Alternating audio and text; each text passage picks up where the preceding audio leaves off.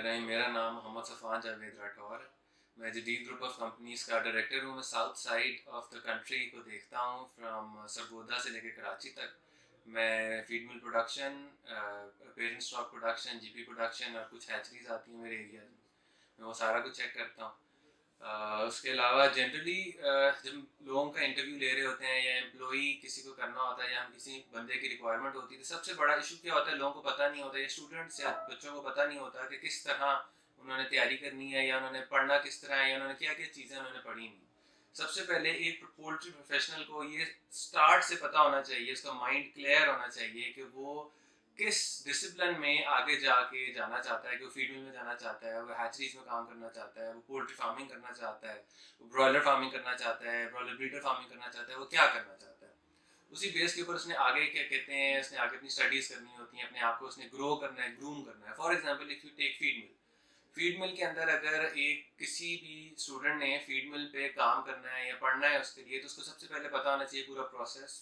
Very easily, बहुत आसान है। वो क्या कहते हैं, सारा हर वो इनकी process would be known to everyone. उसके अलावा उसको मशीनरी का पता होना चाहिए, मिक्सर क्या करता है, उसका वर्किंग क्राइटेरिया क्या है, तरीका क्या है, उसमें सेफ्टीज क्या है, उसमें हैजर्ड्स क्या हो सकते हैं, क्या क्या चीज़ों की रिक्वायरमेंट है, उसको किस तरह सबसे ज़्यादा हाई एफिशिएंसी पे चला सकते हैं, उसमें क्या क्या मसले आ सकते हैं, उसमें जो उसकी सीवी कैलकुलेट किस तरह करते हैं, सीवी कैलकुलेट करने में गलतियां लोग क्या क्या क्रिएट करते हैं। ये सारे वो सवाल आते हैं जो एक छोटा सा एक मिक्सर है।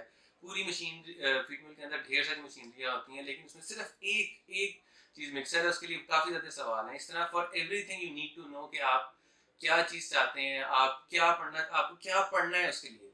अब if you go towards breeder farm, तो ब्रीडर फार्म में आपको बायो सिक्योरिटी का पता होना चाहिए। बायो सिक्योरिटी के अलावा आपको सबसे पहले पता होना चाहिए कि बर्ड इटसेल्फ क्या चीज़ है, बर्ड इटसेल्फ वो किस तरह चलेगा, उसको सांस लेना है, उसको खाना खाना है, उसको पानी पीना है।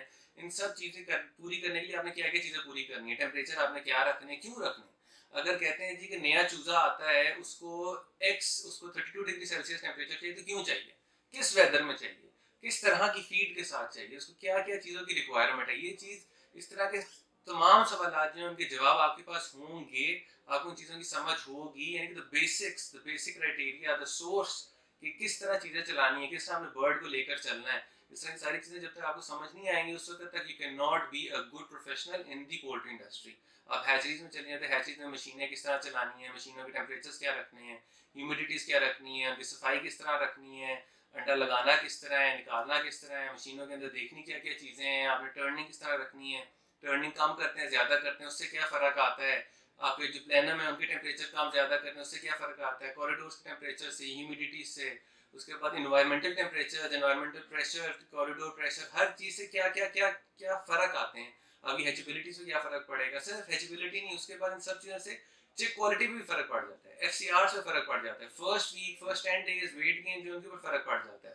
फिर आपके फार्म्स पे जो वैक्सीन हो रही हैं उससे उसमें जो टाइटर चूजे के अंदर आ रहे हैं वो किस तरह आ रहे हैं, वर्टिकली ट्रांसमिटेड डिजीजेस कौन सी हैं, टाइटर कौन से ट्रांसमिट हो रहे हैं। एक एक चीज का जब तक आपको नहीं पता होगा, कोई भी एक चीज छोड़ दें तो आपकी वो तो मुर्गी है, ठीक है, उसमें कोई इंसान तो है नहीं, कोई बच्चा तो है नहीं जो बोलेगा। मुर्गी आप उसको थोड़ा सा तंग करेंगे, वो ज्यादा वो पहले थोड़ा सा अपनी प्रोडक्शन गिराएगी, एफिशिएंसी गिराएगी, उसके बाद वो मर जाएगी, एंड दैट्स इट। तो मेरी तरफ से माय मैसेज वुड बी कि you need to know what discipline you want to go in. उसके बाद यू नीड टू अंडरस्टैंड उस डिसिप्लिन के बारे में ईच एंड एवरीथिंग। वो कहते हैं ना बाल की खाल उतारना, इस तरह आप उस डिसिप्लिन की खाल उतारें ताकि आपको एक एक चीज आपको उसके बारे में पता हो। Thank you very much.